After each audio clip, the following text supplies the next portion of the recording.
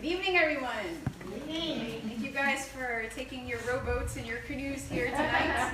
I know who all the brave people are, because you're like, rain, I can get through the rain to get to the seminar, so super well done on that.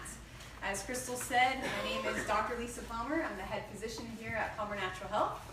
I'm a doctor of chiropractic. I'm a certified chiropractic sports physician. I'm a certified strength and conditioning specialist. I'm a certified athletic trainer. And I'm an advanced practitioner and elite instructor in nutrition response testing. All right, so now that you know how dorky I am, we're going to talk about today's topic, which is how to eat out healthy. So who likes to go out to dinner? All right, awesome. So you don't have to do that tonight, because tonight we do have some yummy food for you. But it can be overwhelming looking at menus and trying to decide, should I eat this, should I eat that, is that going to be good for me, is that going to make me feel good, or is that going to give me a stomachache type thing? So the kind of the mental gymnastics that when you're dining out, what should you eat? Tonight I'm going to help break that down for you. Okay?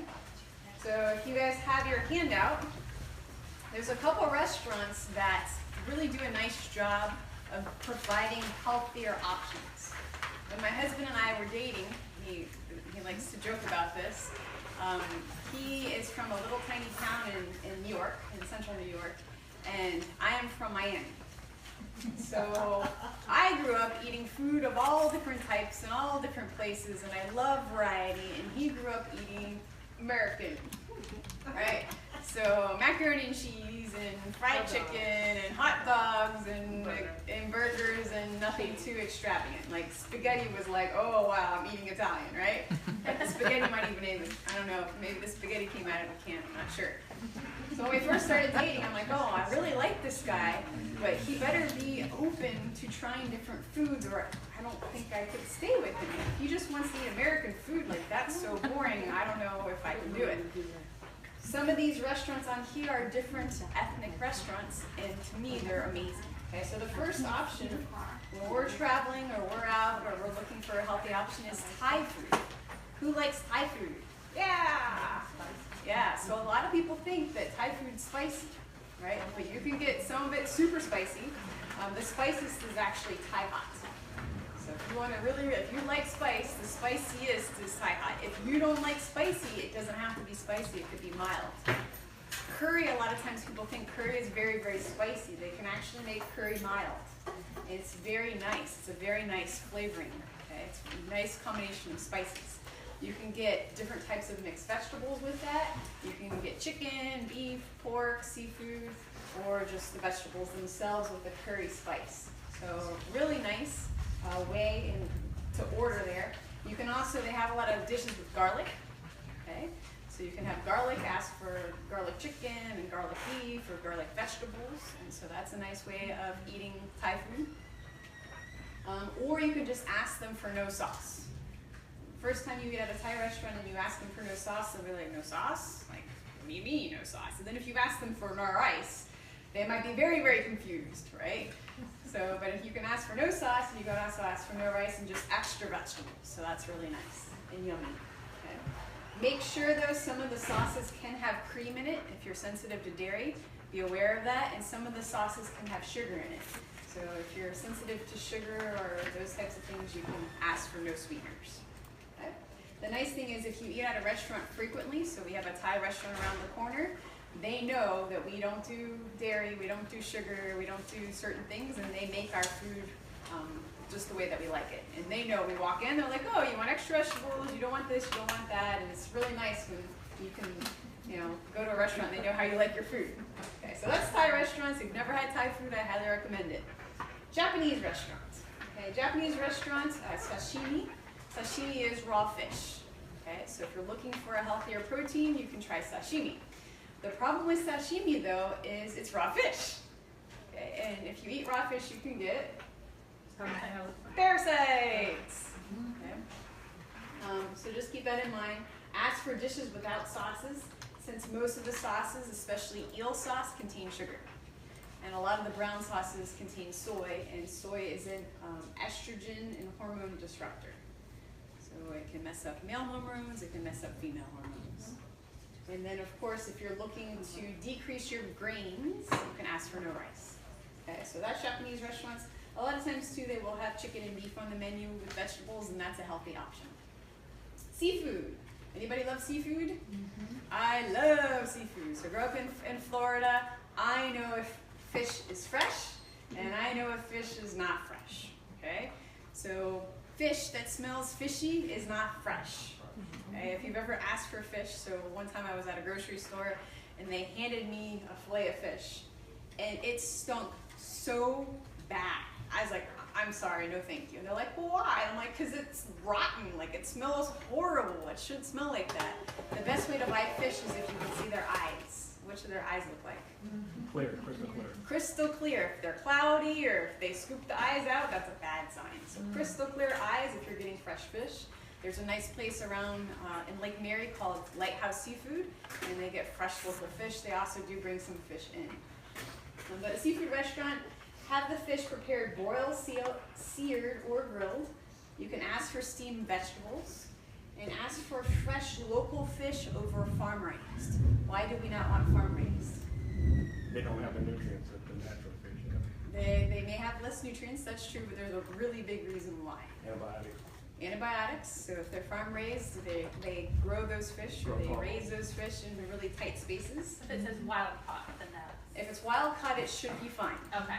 They're getting tricky with words, so the biggest thing why you don't want farm raised is a lot of them are genetically modified. Okay, so a genetically modified thing means that they changed its gene structure. Okay, so God made fish a certain way, and then researchers said, oh, we can make it better, and they changed the genes. Okay, we do not know the long-term effects of altering genes from fish and tomatoes and potatoes and all these different things. However, emergency rooms have been seen increased incidence of allergic reactions. Okay, of weird conditions that they can't explain why. So to me, if it's been altered, you don't want to eat it because we don't know the long-term effects. If it's genetically modified produce, they modify it so herbicides and pesticides can be sprayed on that plant and the plant does not die. Okay? One of the reasons the plant doesn't die is that bacteria is in that gene. The bacteria somehow takes care of that pesticide or takes care of that herbicide, and then you eat the plant. So if you're eating the plant, what are you eating? Pesticides and herbicides and weird crazy bacteria. Okay? Probably not a good thing for you, right? Yeah. All right, steakhouses. Anybody love steak? I love steak. Okay. Be aware of steak sauces. A lot of the steak sauces have sugar in them. They have preservatives in them. Have meat prepared without the sauce. Choose steamed broccoli. Most restaurants will just steam broccoli. There's sometimes I was at a certain restaurant and I asked for steamed broccoli and the broccoli tasted really, really sweet. And I was like, your broccoli tastes really sweet, like almost like they poured sugar on it. And they steamed it in water that had sugar. I'm like, why? Why'd you want the broccoli? I'm like, just give me normal broccoli, not crazy sweet broccoli. Right? But if you think about it, the average American per year eats how many pounds of sugar? 150 pounds. Wow. So a bag, right? A bag of sugar, I believe, is 2 pounds, 5 pounds. So 15 bags?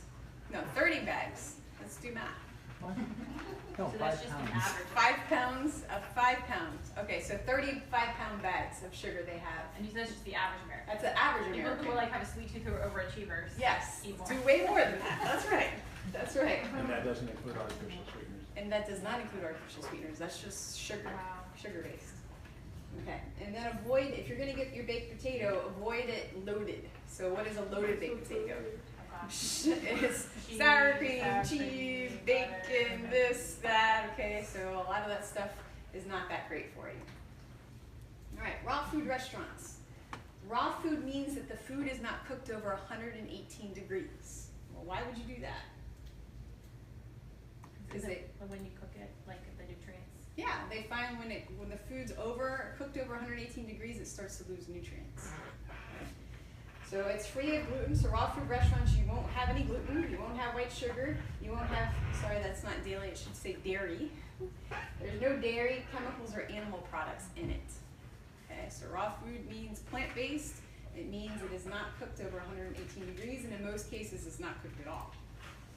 And be careful with the desserts though, as they may, so they're really good, but there's junk food in the health foods world, right?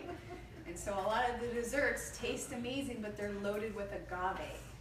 Agave is sugar. Agave spikes the blood sugar higher than eating regular sugar. Okay, so just be careful with that.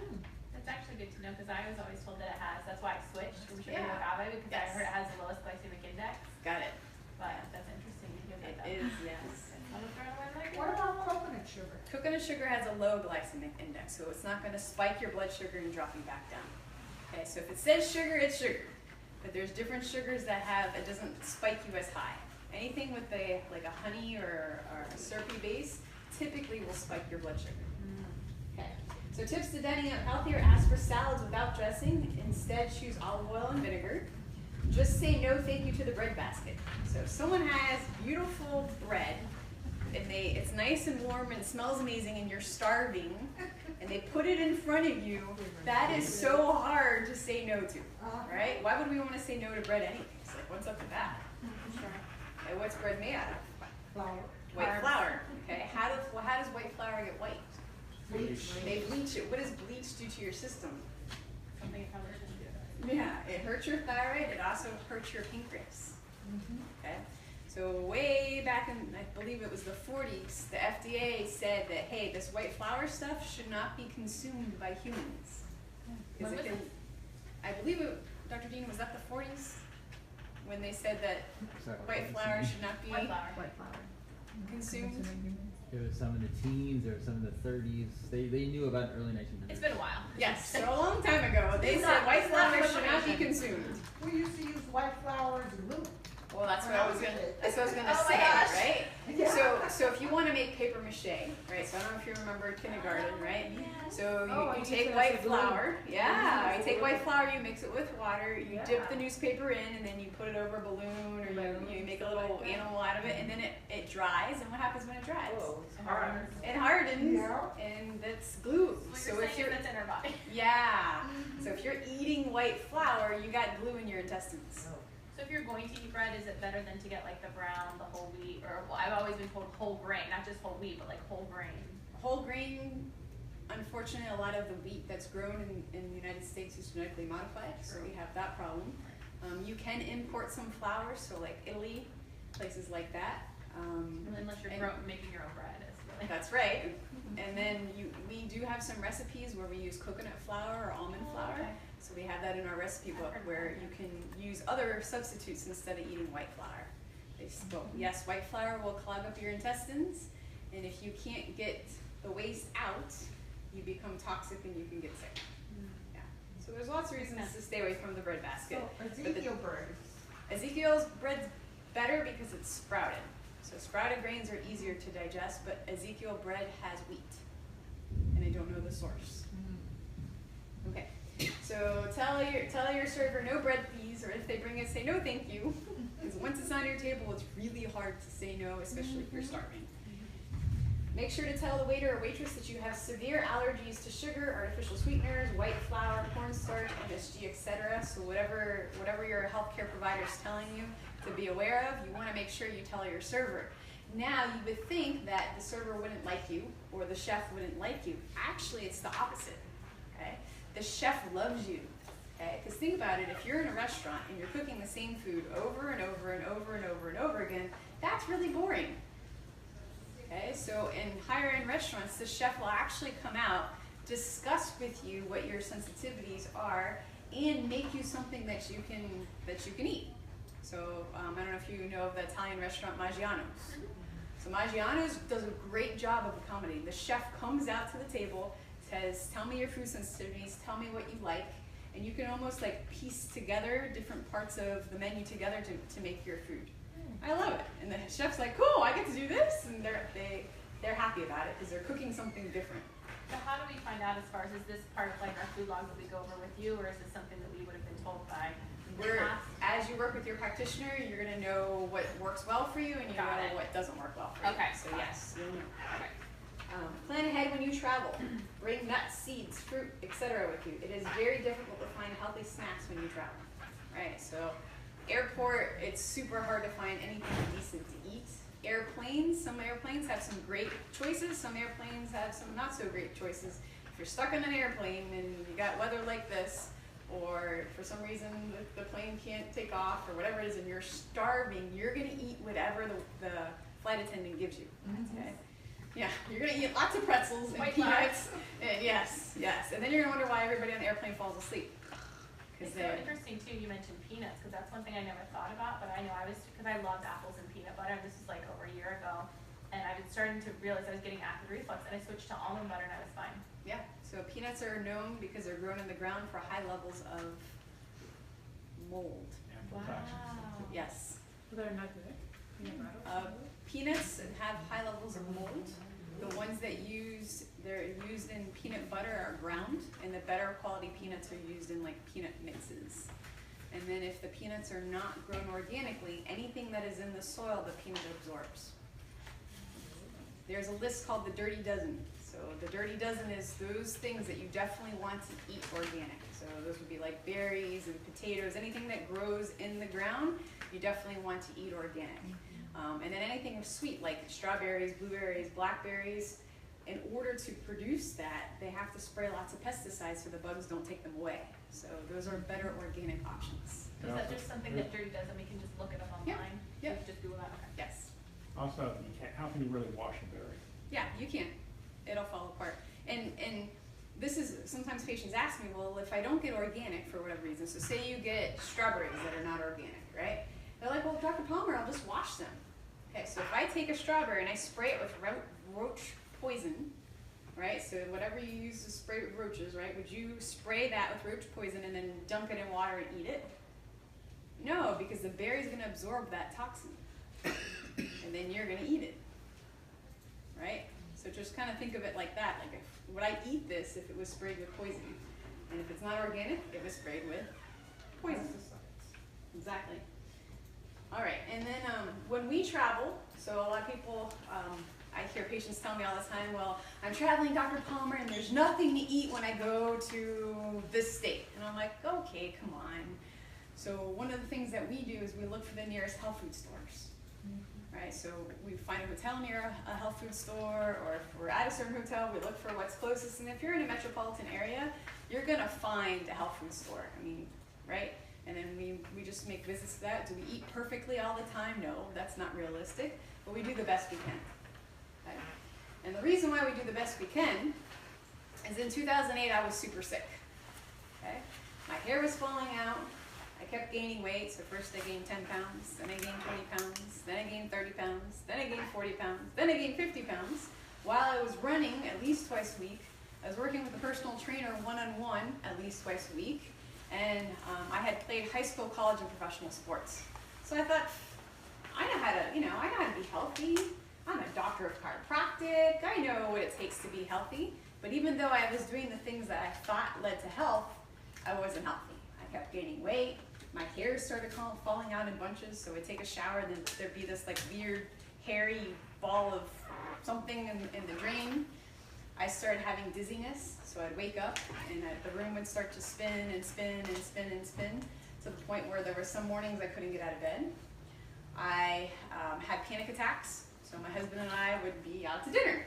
And I would just tell him, yeah, I know we haven't eaten yet, but I have to go. And I have to go now. And he's like, but we ordered our food. I'm like, I don't care. Just pay the waitress and let's go. And he's like, but we didn't eat yet. I'm like, I don't care. Like just anxiety. I don't know if you guys have ever experienced anxiety like that. That's horrible. That's not fun at all. Or you just want to like crawl in a little ball and cry and put covers over your head. So that was happening to me. And it all culminated with one day I woke up, I was so dizzy, I had no energy, I was weak, and each day it was worse and worse and worse, and I felt like I was dying. So I said a little prayer, I'm like, God, like if I'm dying, just kill me. Just send lightning through. It's probably a bad thing to say that today. We made a deal, God, I'm not saying today. But back then, I'm like, just send lightning through and just end it because I'm miserable. And the message I got back is, I'll help you, or I said, or heal me. And I said, the message I got back is you have to tell people the truth about healthcare. As a physician, I wasn't lying to people, but I also wasn't telling them what they didn't want to hear. It's not fun to tell a patient, hey, you know, you're overweight, or you have diabetes, or you have cancer, or you have, I didn't want to have those conversations, so I avoided those conversations. I figured their other doctor would handle it. And so my deal with the big guy upstairs is I have to tell people the truth. So every single week we have a health seminar here on a different topic, and then we have those hard conversations with people, so we make sure that they improve in their health. So long story short, I was super, super sick. After saying that little prayer, I saw some other healing providers. So I saw chiropractors, I saw acupuncturists, I saw naturopaths, and all these doctors working together got me back on my feet. But I still wasn't healthy. I still was overweight. I was still losing my hair. I still had panic attacks. I still had all the symptoms. They were just a little bit less. And I figured, oh, I guess this is just my new normal. This is just what I'm going to have to deal with for the rest of my life. And that's how life is, right? So I had some medical tests done. They did a check on my urine. They checked my blood. They checked my thyroid. And guess what they found? Nothing. Nothing! My blood pressure was fine. My heart was fine. My urine was fine. My thyroid was fine. Everything was fine. Because according to the lab results, according to the blood values, everything was fine. I was in normal range. But if you looked at me, I wasn't fine. All right? I was pale. I was tired. I was weak. I was heavy.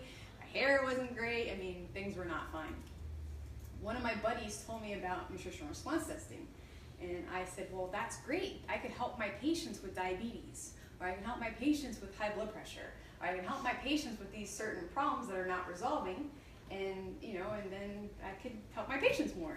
And so I went to my first nutritional response testing seminar, and one of the things that they did for me is they did a health check on me. And I didn't completely tell the doctor who did my health check everything that was wrong with me. I was embarrassed, and I also just was tired, so I just told her I'm tired. I didn't tell her about the panic attacks or the dizziness or that I was overweight. I mean, she could probably see that, but you know. And just using nutrition response testing technology, that she found the cause of my problem. Any guesses? Thyroid is not the first thing that showed up on me. My pituitary gland showed. So the pituitary gland is a gland in the brain. It's called the master gland. It controls a lot of different things. But not only did she tell me what the problem was, she told me the cause of the problem. Any guesses? Sugar. Well, yeah, sugar's a problem. I had lots of sugar. Stress could be a problem. Yeah, toxicity was a problem. So a very specific toxin was mercury. Okay, so I had a mercury toxicity. Where can mercury toxicity come from? Fish, right? So I did eat a lot of fish growing up. However, fish kind of gets a bad rap. What was that? Shots, yes. I was vaccinated as a child. Any other guesses? Where else can you get mercury from? Your teeth? Teeth. So you can get it from mercury fillings, but I have none. And there's a really common source. In the manufacturing of high fructose corn syrup, in some cases mercury is found. Where would you find high fructose corn syrup? Everything. Almost everything. Salad dressing, your mainstream sodas, cookies, candy, ice cream. Okay? And as an athlete, I drink a lot of sports drinks. Okay? And so I had very, very toxic levels of mercury in my system. That was shutting down my pituitary gland, eventually affected my thyroid as well, and was making me unhealthy. Okay, so what I'd like to do is demonstrate how nutritional response testing works. Really? Yep.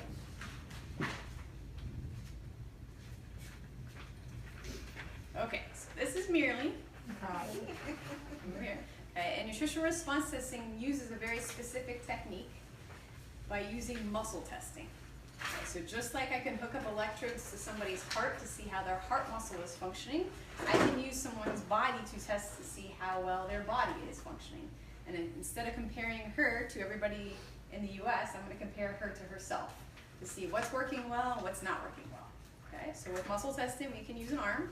So I bring her arm out, and I'm going to apply a downward pressure. Okay, and I'm going to ask her to match my pressure. So this is not a strength test. This is a muscle reflex test. Okay, so I'm going to go down this way. You go up, match my pressure. Good. And then there's a reflex point right here on the bridge of her nose. It's kind of like when the doctor hits you below the knee, your leg kicks. That's a reflex. This is just a different type of reflex. And when I use my finger on that reflex, one side of my finger will cause her muscle to lock, and one side of my finger will cause her muscle to unlock or her arm to go down. So we'll see how hers works. So that's her lock, and that's her unlock. And that's her lock, and that's her unlock, okay? The reason why I do this is if she wanted to, she could give me a lot of pressure, but then I couldn't read anything, right? Okay, good. So then in Chinese medicine, there's different reflex points all over the body, okay? So what I'm gonna do is just contact those points and see which points are working well and which points are not working well, okay?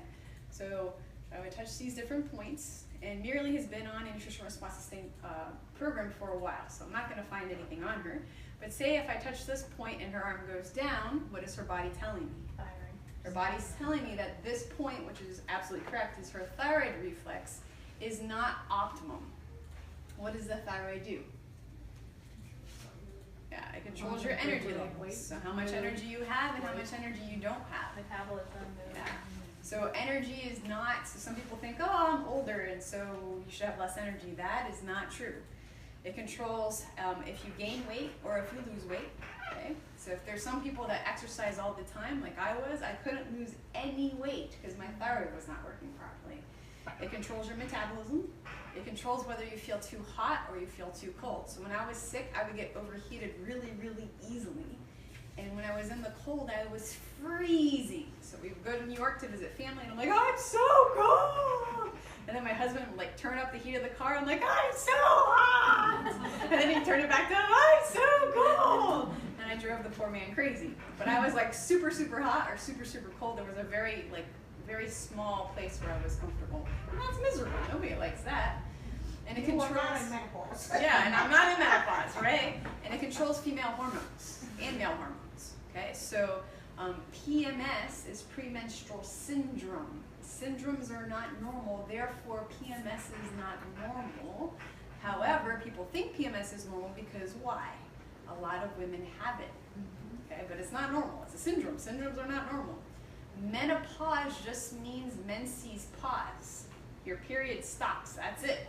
It doesn't mean hot flashes. It doesn't mean dryness. It doesn't mean decreased libido. It doesn't mean any of that stuff. It just means menses stop. That's it. Right? Interesting, right?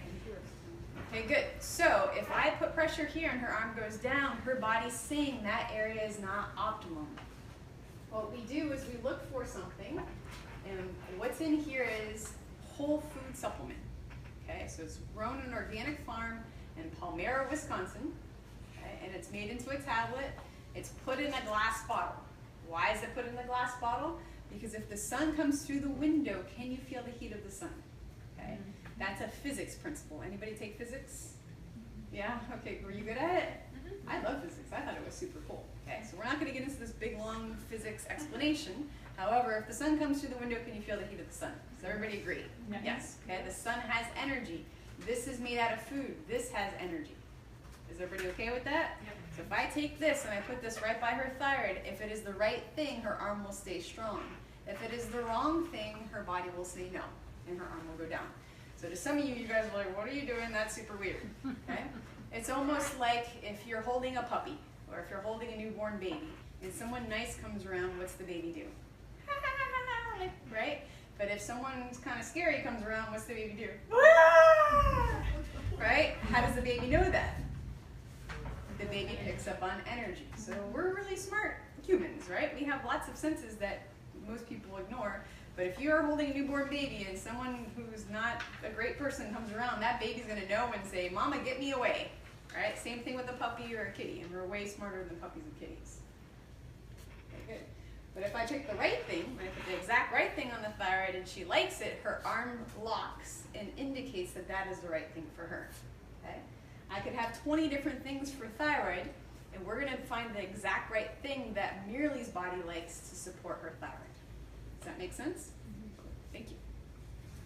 I feel like I should clap here. Oh, you like that? Yeah. When you say find the right thing that her body likes, do you mean as a supplement? Yes. Yes. The exact right thing to find the body, that the body needs to heal. Exactly. So what I just demonstrated to you is nutrition response testing. Nutritional response testing is a non-invasive way to figure out what areas of the body are working well, what areas of the body are not working well, and why. What is the cause? We don't chase symptoms. We want to know what's going on with you, but we're not going to chase your symptoms. We're going to find out the cause and handle the cause. Because we're handling the cause, and because this is specific to the person, it's considered a design clinical nutritional program. So I can take two twin sisters. They can have similar problems, but just because they're twins doesn't mean that their programs are going to be exactly the same. It's going to be specific to what the patient needs or what the person needs to heal their body. Make sense? Okay. All right. And since we're looking at the body as a whole, we're not just chasing symptoms, we find that we improve their overall health. So some people come in because they have headaches, or some people come in because they have fertility problems. Some people come in because they have digestive issues. Some people come in because they're tired, right? So whatever the reason why we see them, their overall health tends to improve overall. So their blood work comes back better. They have more energy. Their kids tell me, Mommy's nicer now. She doesn't yell at us as much. The mood stabilizes and you feel more like your old healthy self, not this new version of you that's kind of beat up. Okay? Because we're using whole food safe supplements, it's safe and natural. Okay? So people that are on medications, there's no side effects to the supplements. People that have no medications, it's completely fine.